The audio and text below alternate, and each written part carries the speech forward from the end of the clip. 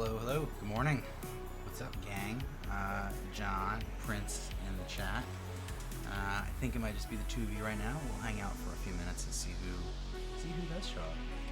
How are the two of you doing this morning, or I suppose it's this afternoon for you, John, right? How's your day going? You got a few hour head start on us.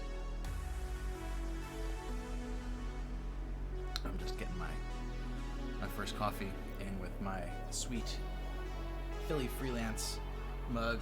It says work to live, not live to work. Designed by a fantastic local illustrator, Nisha Dent.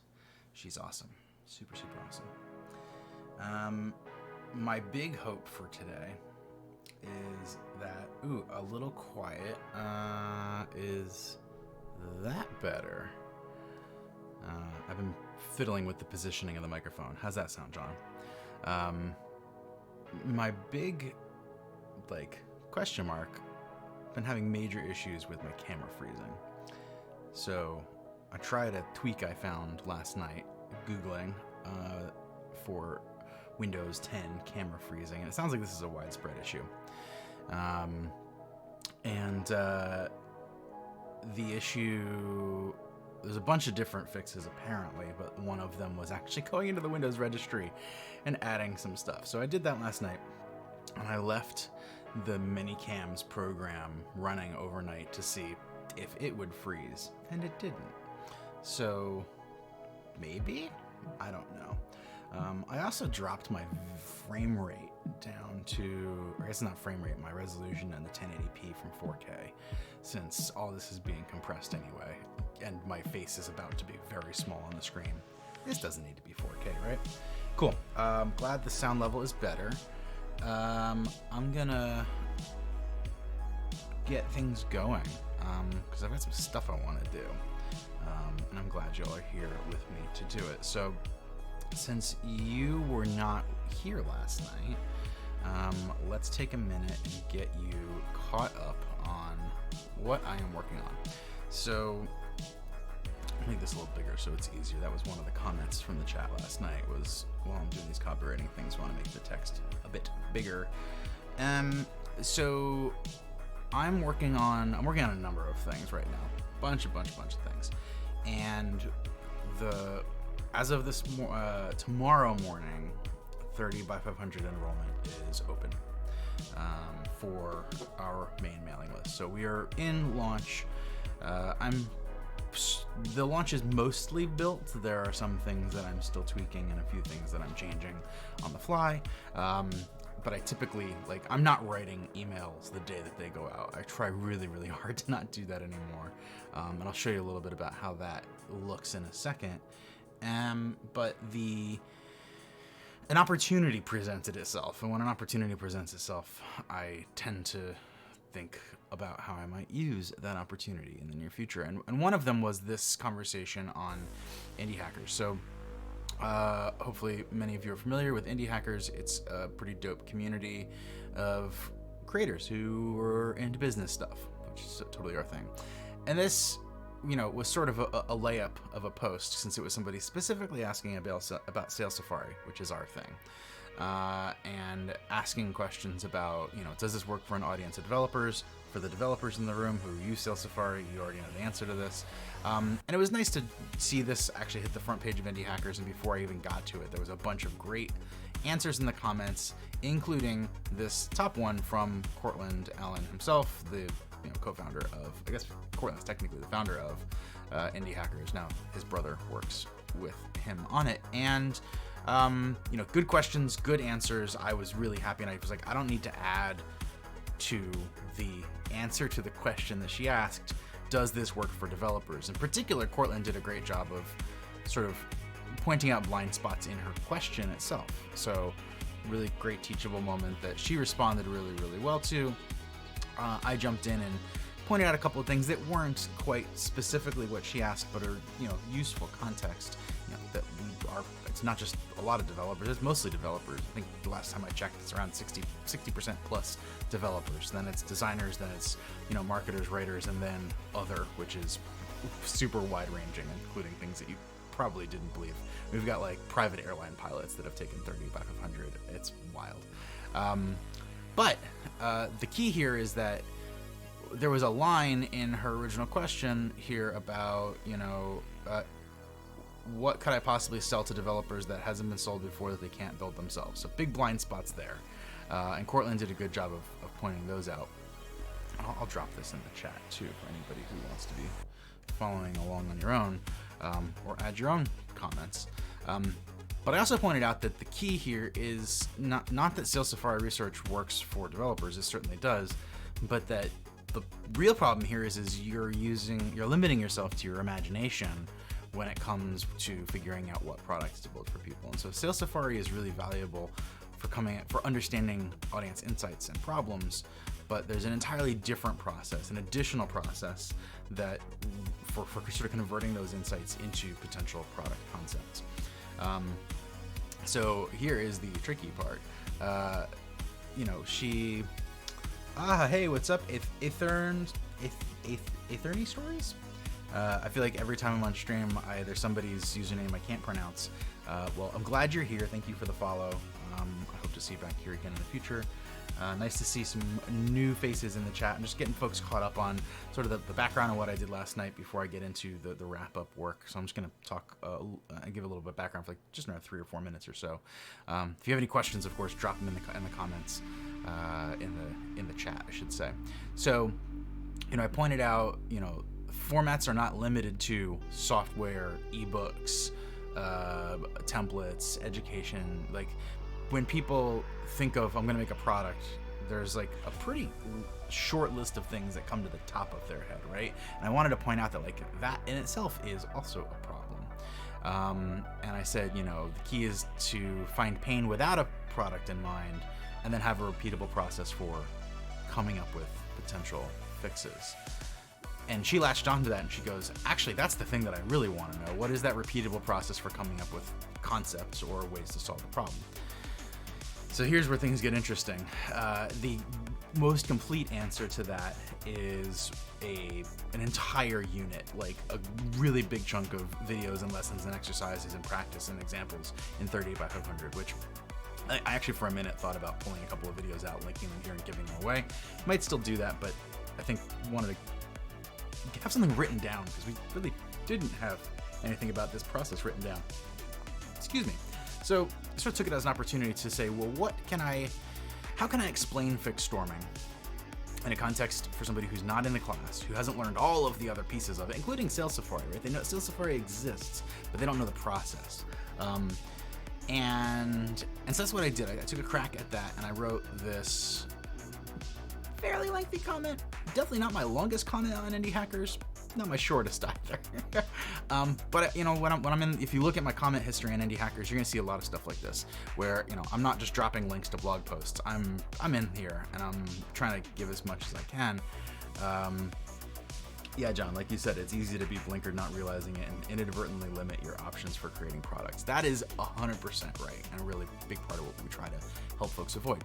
So, I wrote this comment, and part of the way I justified putting this much effort into a comment with the kind of regularity that I do is because I know that when I stick the landing, I also have the beginnings of a really good blog post or email or something like that. So it was worth it from the jump for me to invest the time in writing this comment, because this comment's going to help this person now, but I have the ability to turn around and use it for other stuff later. That's all about, that's stacking bricks, right? That's creating things that you get use as advantages for later. So that was where things started. So I'm gonna close that tab for now. Last night, I took that comment, I pasted it in this Google Doc, and you can go back and watch the replay, and you'll see that I rewrote the daylights. I respoke the daylights out of that sentence. I rewrote the daylights out of that comment. All the stuff that was there is here. I basically treated it like a skeleton, right? But in some cases, the bones were in the wrong part, right? The ankle bone was up by the shoulder. The ribs were in the wrong order and stuff like that. And so last night's stream was all about restructuring and adding structure, which took us, probably about two hours or so last night to go from that comment to what you see here. And you'll see a bunch of things are different, even without reading the specific words. There is there are headlines is a big one, right? And so we went through and we pulled out what was sort of the story arc here, and how could I make it so that if all I did was read the headlines, right, that you get like the really, really high level gist, right? People are gonna scroll down, see how long the article is. They're gonna look at the headlines and say, do these headlines resonate with me? Do they make sense? Things like that.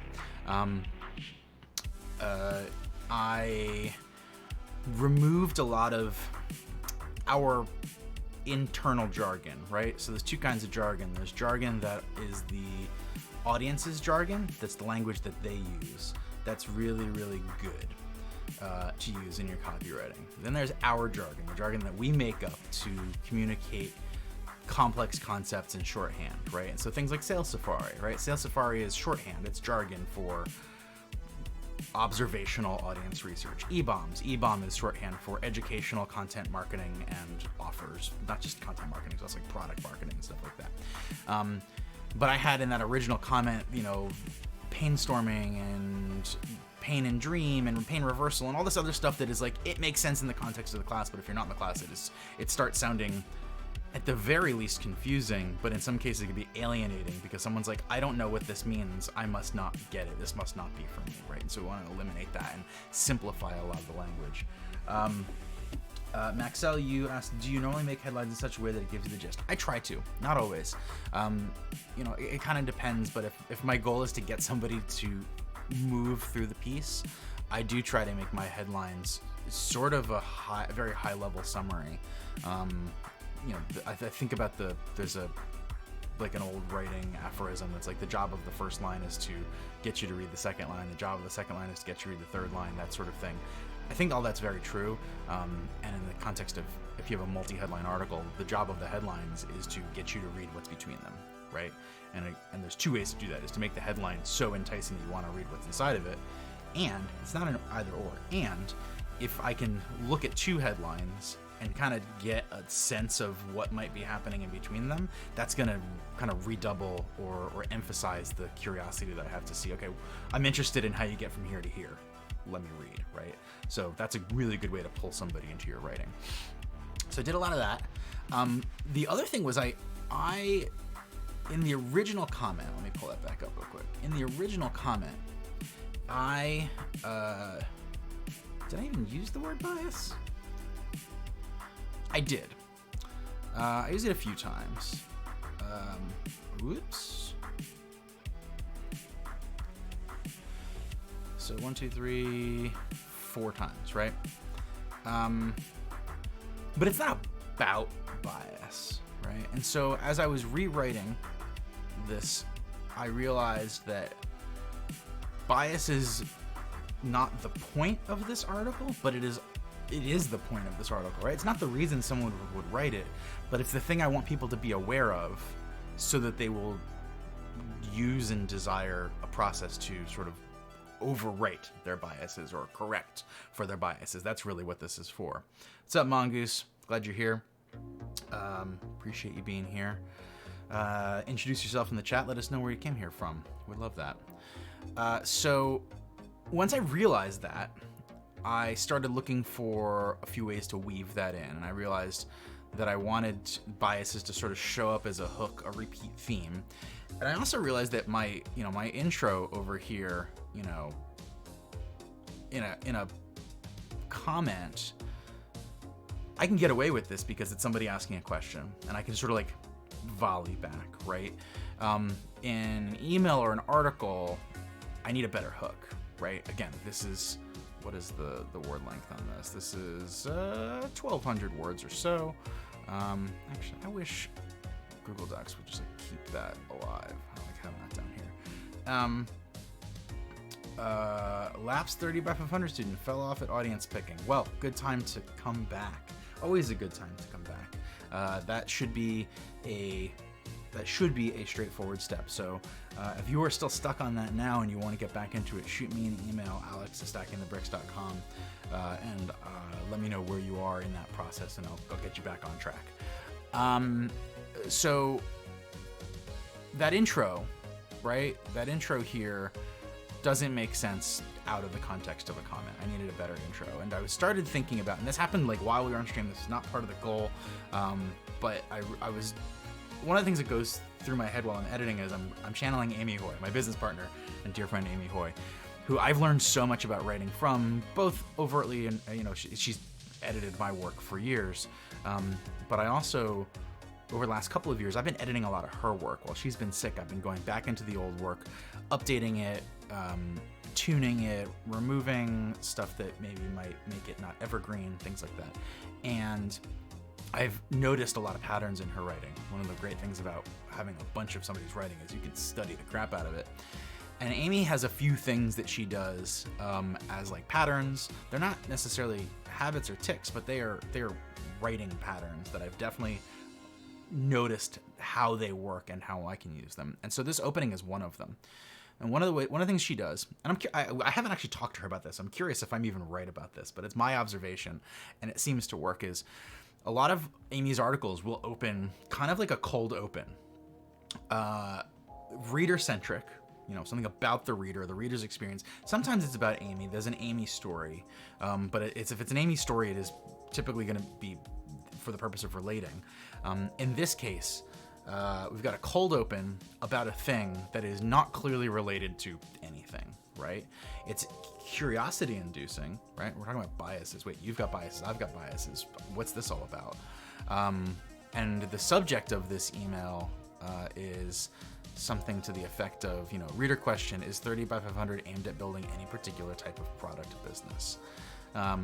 So we've already created this gap. Oh, you're right. I forgot about zooming in on the Google Doc as well.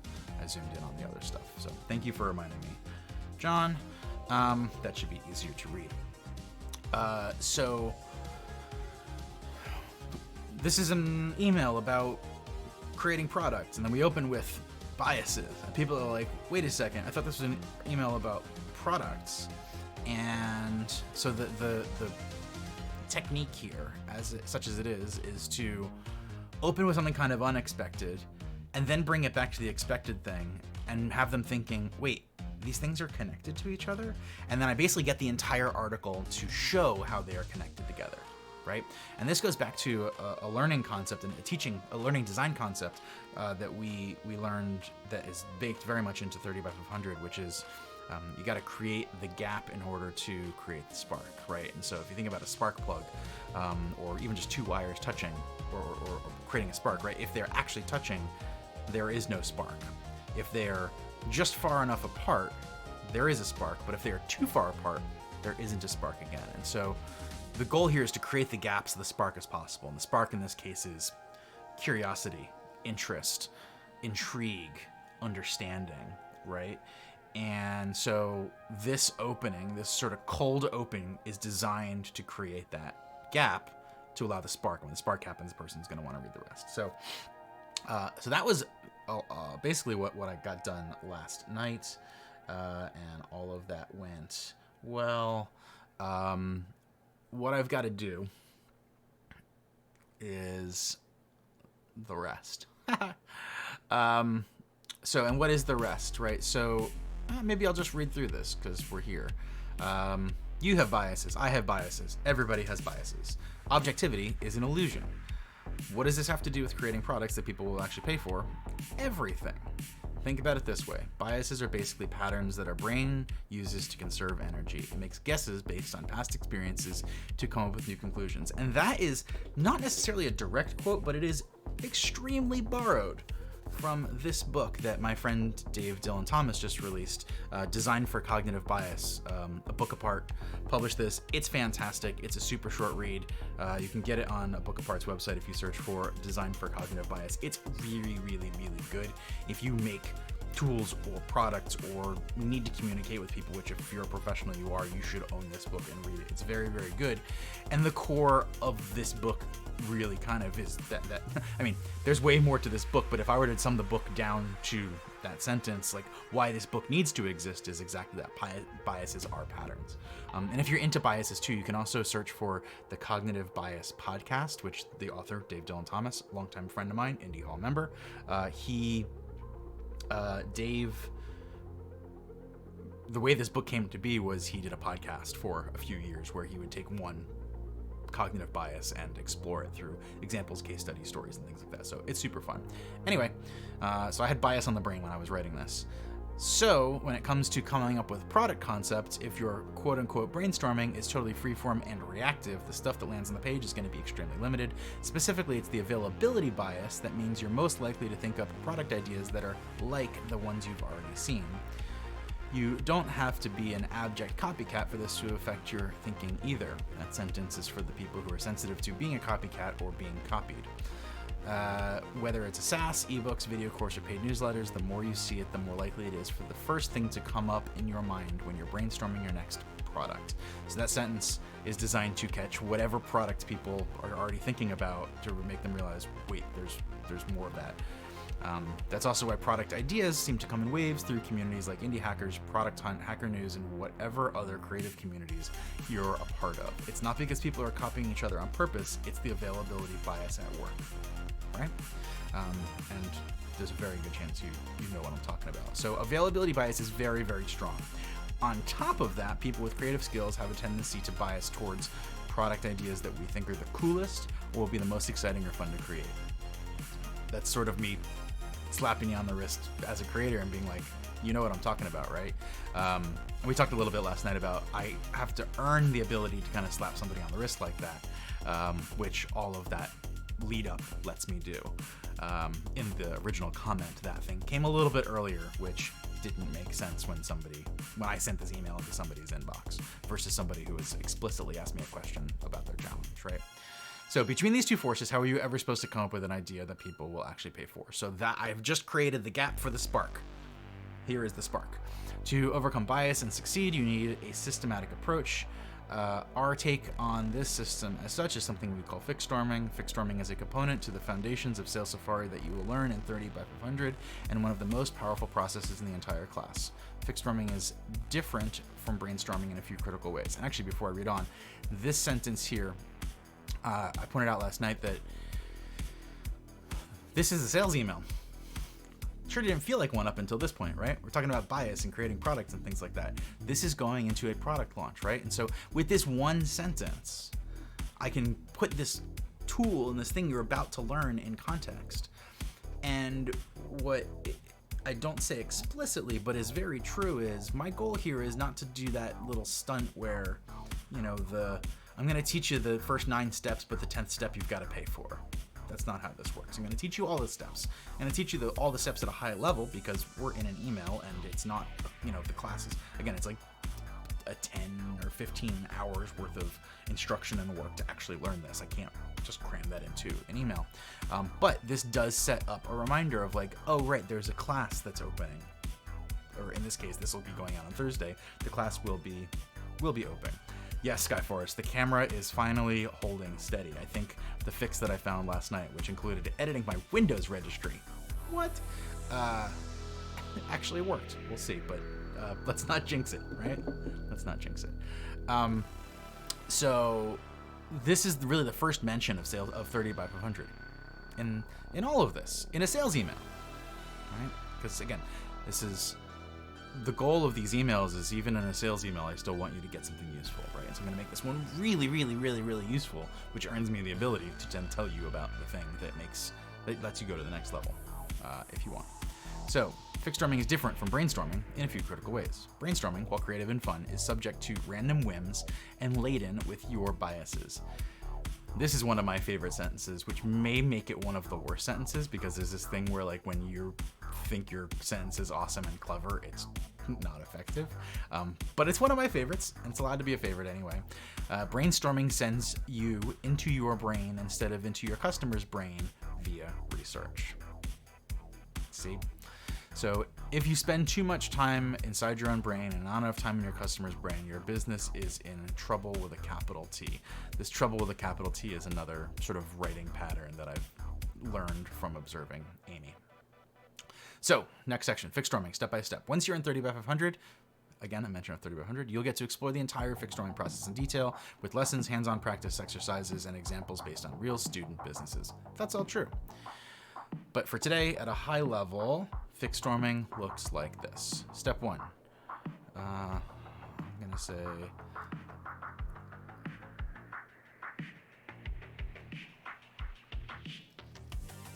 these 3 steps. When there is a number of steps and it's a relatively slow number, I like to tell people that's how many steps are coming, so that they, if you can give somebody the ability to have a sense of how much is left, they're more likely to start or continue. Progress indicators are super, super good. So step 1, you pick one very specific and expensive pain that you found through audience experiences. Do not pluck this out of thin air. Start with research.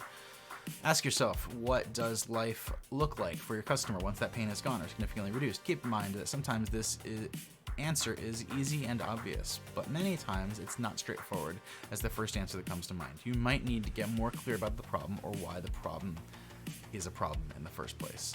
I was going to put an example in here, but I think a good example is going to need more space than I want to give it, and it's kind of a tangent. So I have a habit of going on tangents, which may be what makes me maybe why people like me on Twitch. I don't know. I'm going to edit myself here. So move on to step 3. Finally, systematically explore the many ways you could get your audience to move from feeling that pain to having it erased or reduced. Systematically is the real key here, because without a system, you fall back on your brain's shortcuts, aka biases, and miss out on tons of potential product concepts. A repeatable system for infinite product ideas. This infinite product ideas language shows up in the 30 by 500 sales page, so it's also a way of saying 30 by 500 without actually saying it. So let's look back at the subject of this email. Is 30 by 500 aimed at building any particular type of business? And this is a direct quote from an email from a 30 by 500 student who signed up and then found themselves in sort of an existential question of, are you trying to make me write an ebook? Or something along those lines. To which I answered, no. And I explain, when people ask this question, they're usually referring to a particular kind of product. They say things like, am I going to have to make an info product? I really want to build SaaS. Or, on the other end of the spectrum, I don't have the technical skills to create software. Is that my only option? The answer to both questions is no. 30 by 500 doesn't focus on any specific kind of product or format of products. Over the lifetime of a given business, your success is likely to depend on many different kinds and formats of products. The through line of your business is your audience and the problems they have.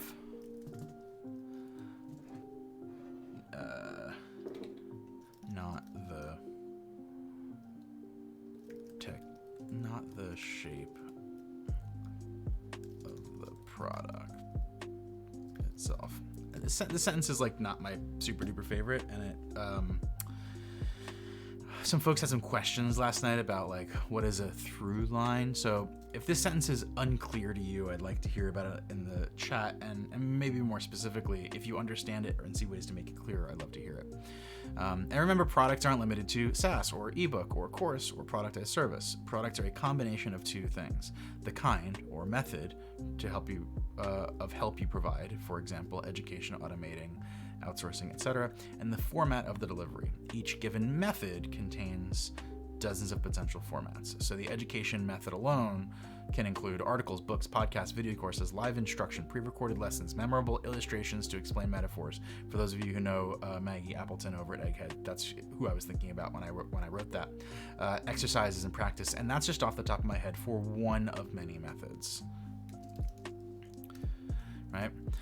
Inside 30 by 500, you get access to a starter list of methods and formats along with examples and practice for implementing every piece of this system to come up with the infinite product. Oh.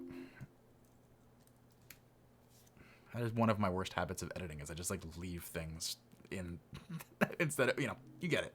And to come up with infinite product ideas, the fixed forming system tells you to combine this list of methods with the list of formats to invent as many permutations as you can to solve your audience's problem and help them achieve their goal.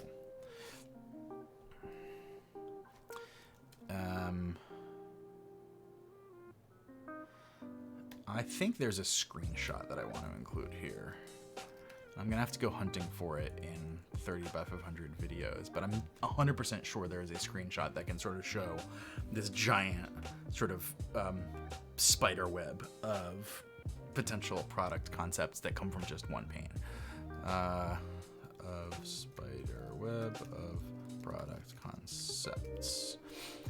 So, the result, a lot of potential products you could create. If you're thinking, that sounds slow, you're right, it takes time, but not nearly as much time as you could waste building the first idea that comes to your head instead of the one your audience really wants. If you're thinking, that list of options sounds overwhelming, you're right, the list can get huge. But not everything that comes out, not everything on that list will be good. Not everything on that list will be something that your audience is ready to buy, and not everything on that list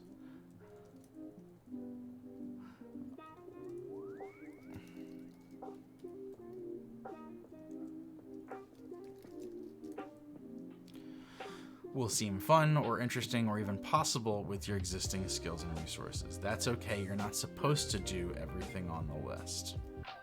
Create everything on the list.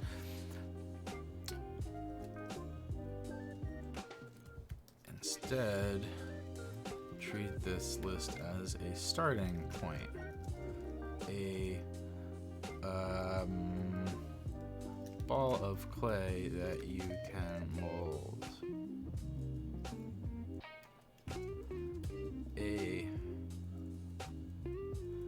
Like a ball of clay that you can mold into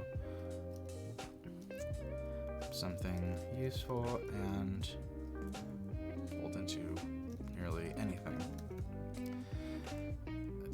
The list generated by this process is virtually endless.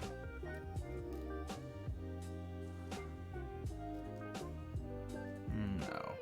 List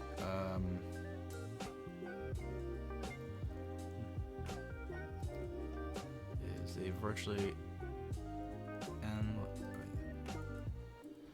You are starting with a list of virtually endless options that you can start whittling down to the ones that are good.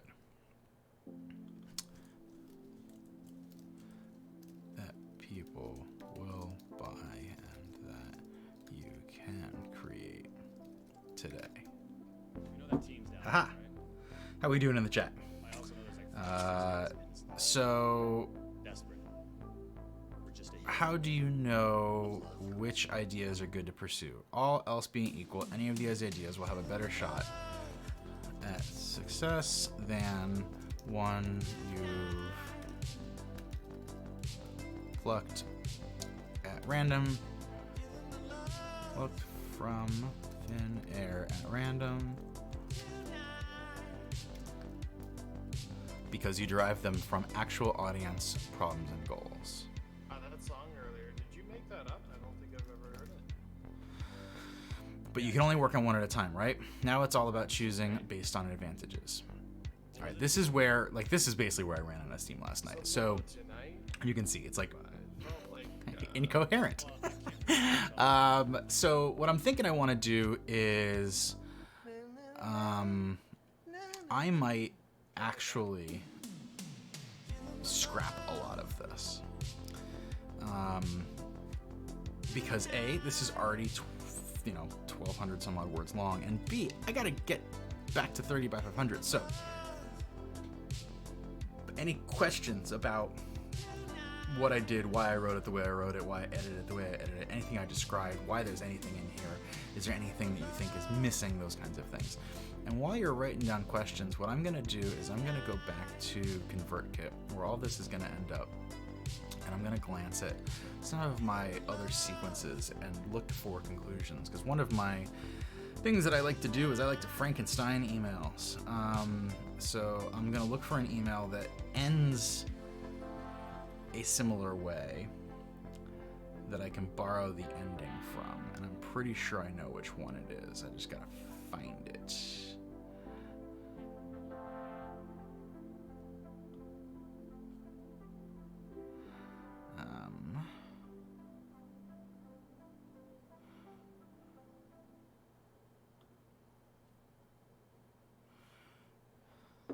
Yep, this is the one. So,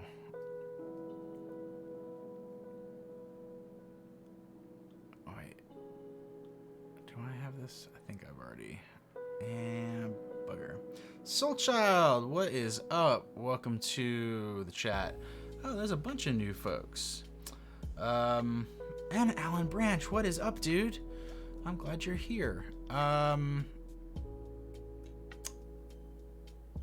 glad you're liking the music too. Actually, I gotta turn it up a little bit so I can hear it. This music is a little sexier than I intended. Let me get something a little more morning upbeat.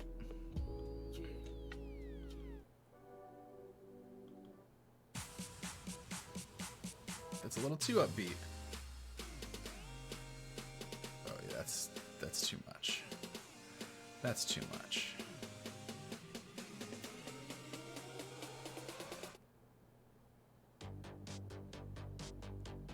That works. Yeah.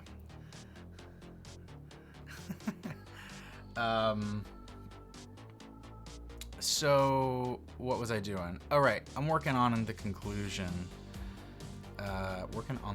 Yeah, this is a little more like last night. One of the tracks I put on, it felt like you were in a montage, and this is in that direction too. So I feel like that is where we are.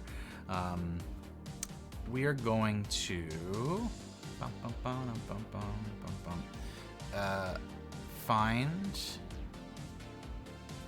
This was the conclusion I had in mind, but I already have this planned for another email, so I can't use that one. Bugger. Let's do.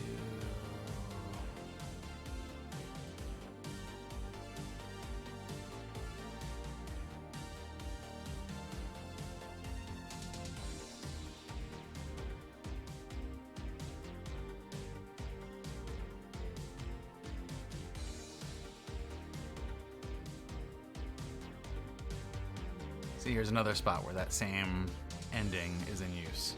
It's a really good one.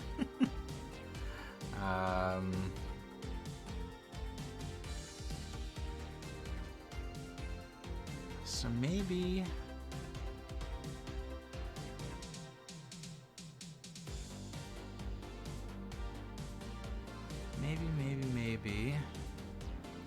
I have to write a new one, or I can edit, like I can extra Frankenstein early enrollment.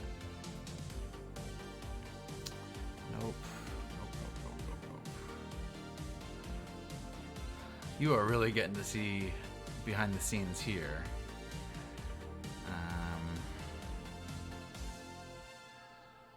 Oh, here we go. This is a good one. Of course it is. It's the same one again. I have one trick. Apparently. Son of a gun. All right. That's very funny. All right, here's a good one. Oh, this is perfect. Because this, yes. Oh, perfect. So, I'm glad that you're seeing that this process is actually messy and awkward. This is true of basically everything creative, and I think that people assume that business isn't, because you really only get to see the end product.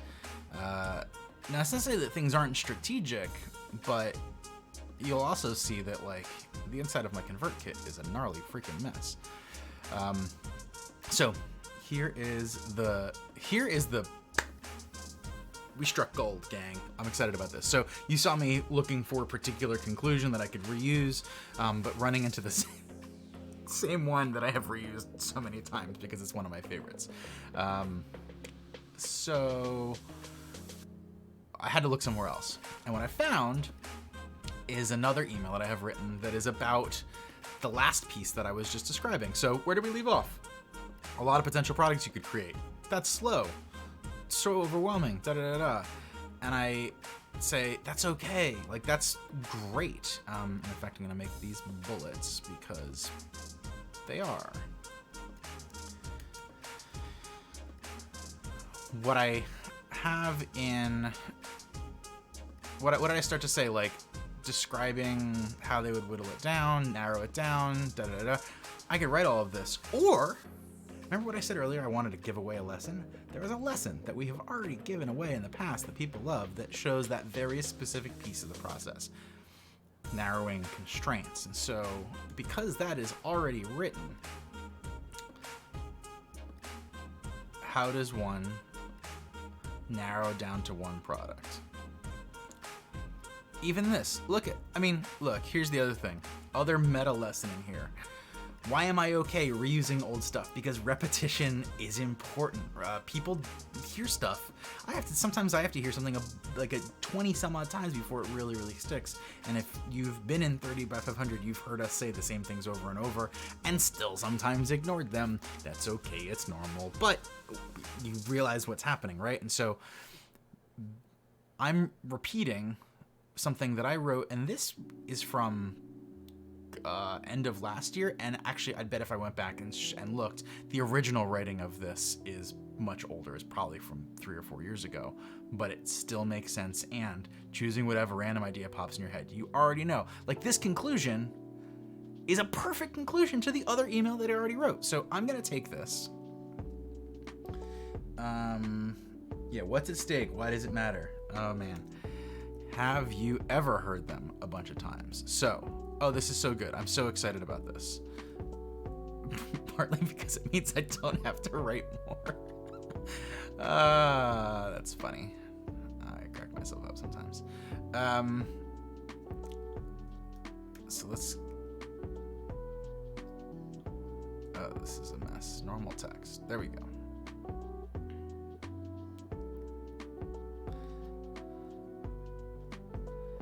Ugh. Google Docs driving me nuts.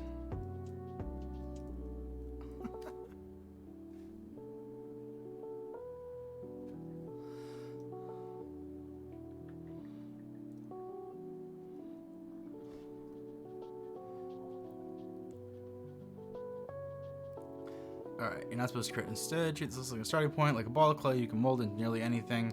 You are starting.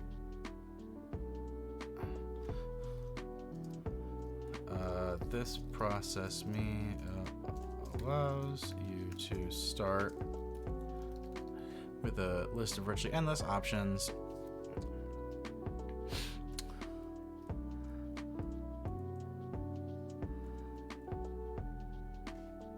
I can get rid of this because this is basically another version of what I'm already saying here.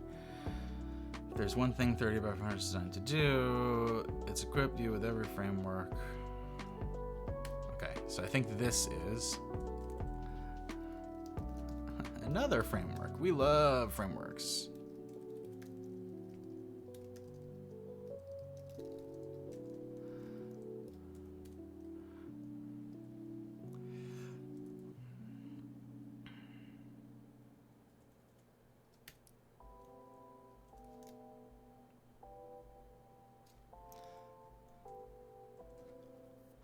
Cool. Open image in a tab. See me making all kinds of messes here. Insert image, upload. I think that's right. Yep.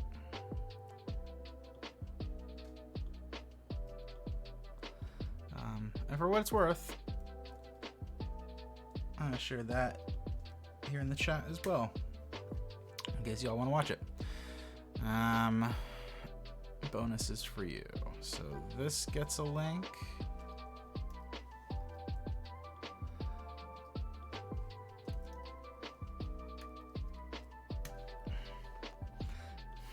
And the next 5 minutes. You'll also notice that even when I like copy paste my shit that has been sent out and is good and has converted, has made sales, all those kinds of things, I still go through and make improvements, right? I'm reading every line. I'm going, what could make this better?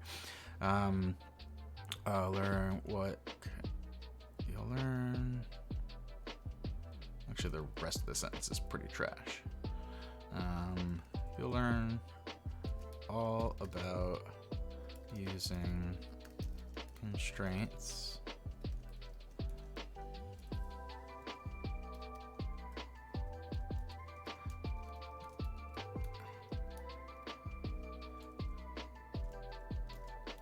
Yours customers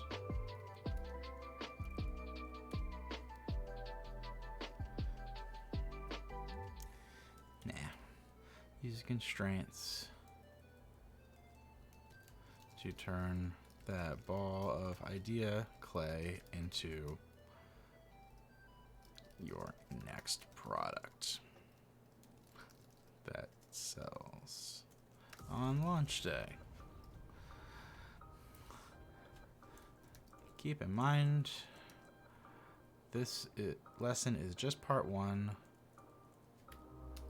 of a 3-part series. And and this is what I've been saying, like, this section of 30 by 500 is expansive. And there is a whole section of the 30 by 500 course on constraints.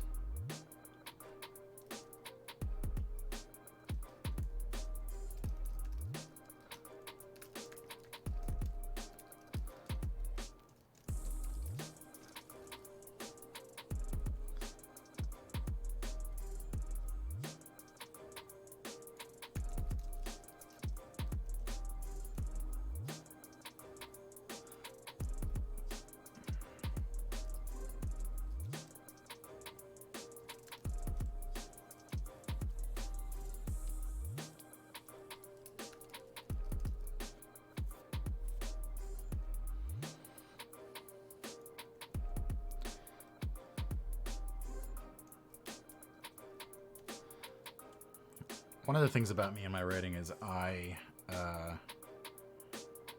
use parentheses a lot, and then I go back and I realize that parentheses were the wrong thing to use. So you'll see me writing them and removing them a lot. Skyforce, is the pay per month option for 30 by 500 more expensive than the one-time payment? It is. That is part of how we make up for breakage, but it's also, think about a payment plan. Comes with, we don't charge interest, but it is more expensive to make that choice. Although I will say, check out the latest post, depending on where you are. We're doing some other things to make the course more financially accessible, but the payment plan, again, it's more money total, but depending on your own cash flow, it can be, a lot of folks find that an easier way to get going, just based on cash being available. Let's see, you learn about the 11 most common constraints. I'm gonna be consistent about capitalizing. That's not, Amy pokes me often about inconsistent capitalization and stuff like that. And how to evaluate your product ideas.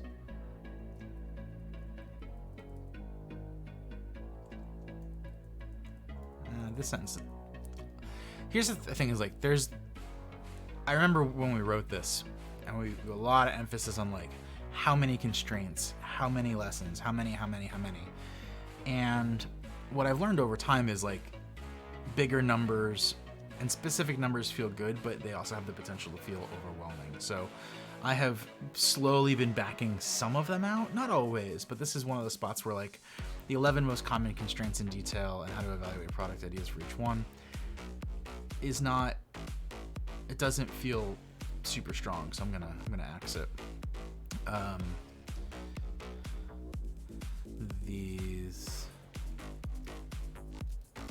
This toolkit for success. I'm gonna get rid of all of this. That's repetitive. And that's just one of the decisions that 30 by 500 systems will have you make. There are so many more. And what was I saying about us being process nerds? Right, so here's the truth. Alex and I are A, super nerdy, and B, super systematic, and C, super invested in your success. 30 by 500 is the kind of actionable education you will get nowhere else. So, if you're ready to enroll and start shipping before the year is out, now's the time. Enroll today.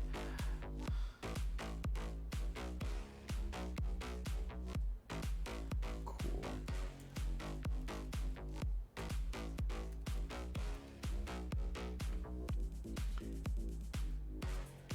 If you're not sure if 30 by 500 is the right decision for you, we want to help you make the right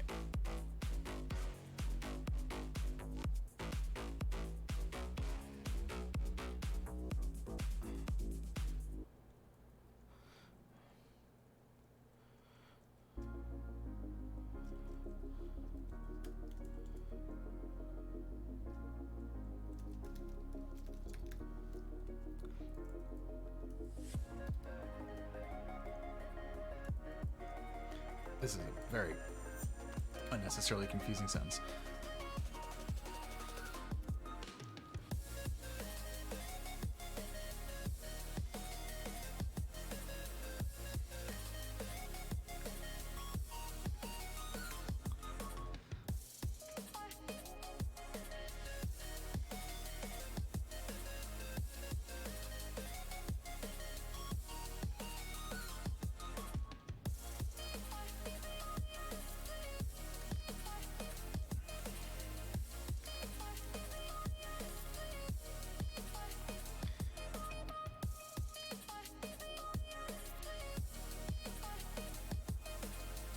Either way, watch out for those pesky biases. Call back. We did it. We did it. We did it. We did it in under an hour too. I started this just after 9:30. 1452 words.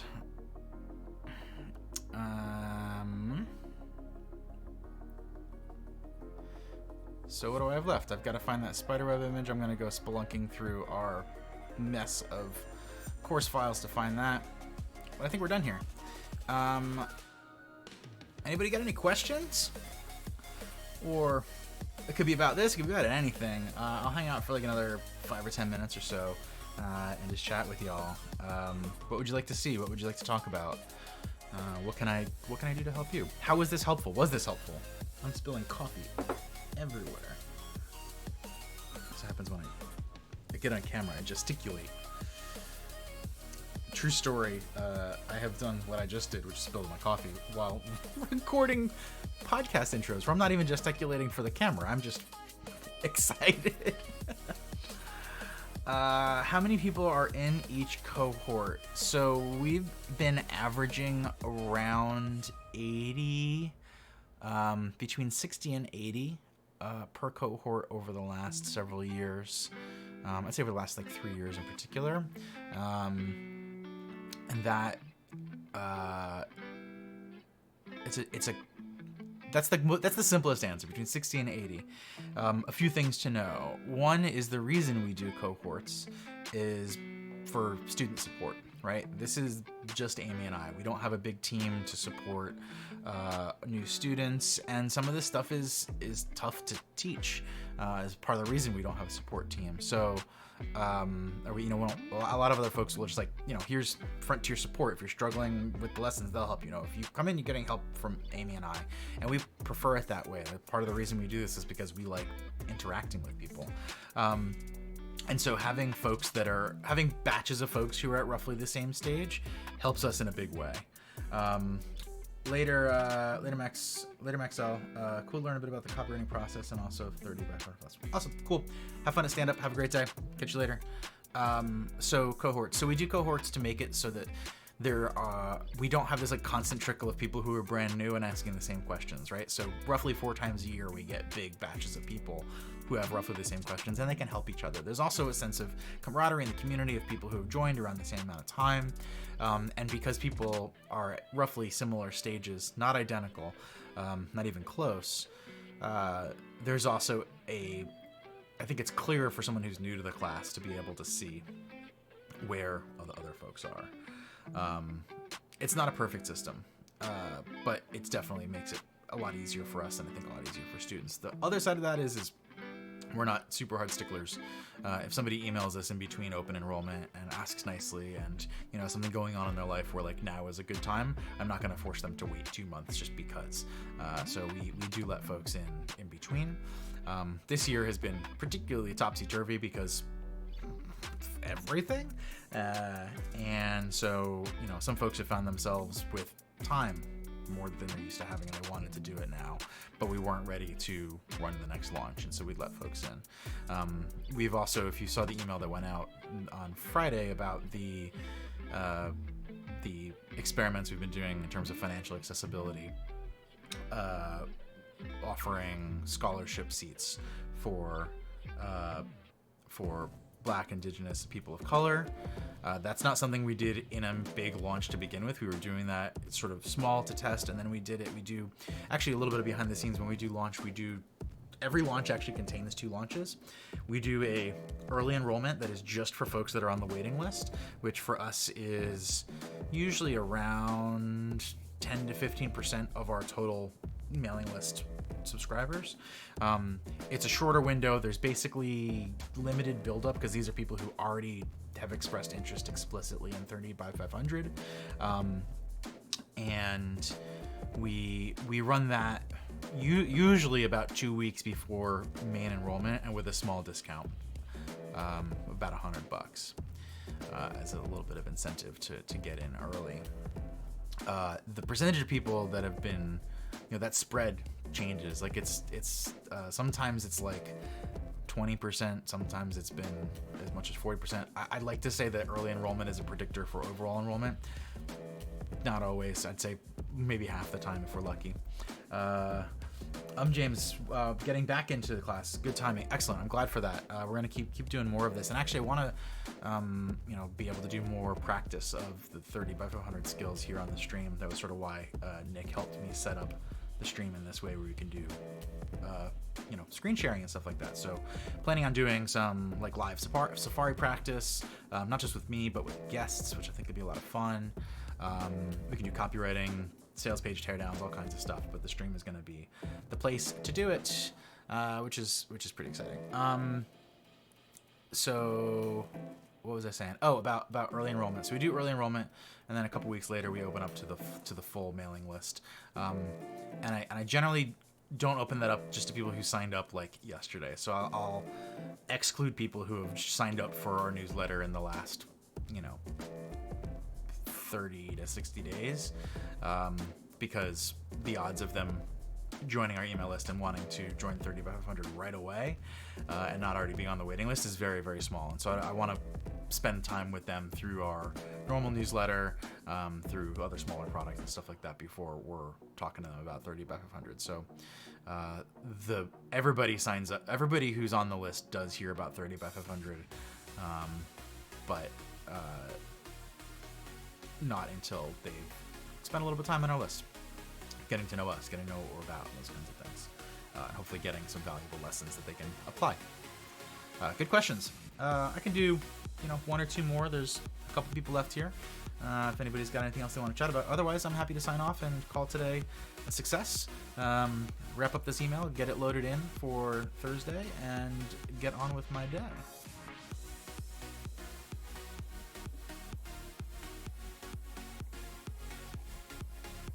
Thanks, John. I'm glad you enjoyed that. Microphone.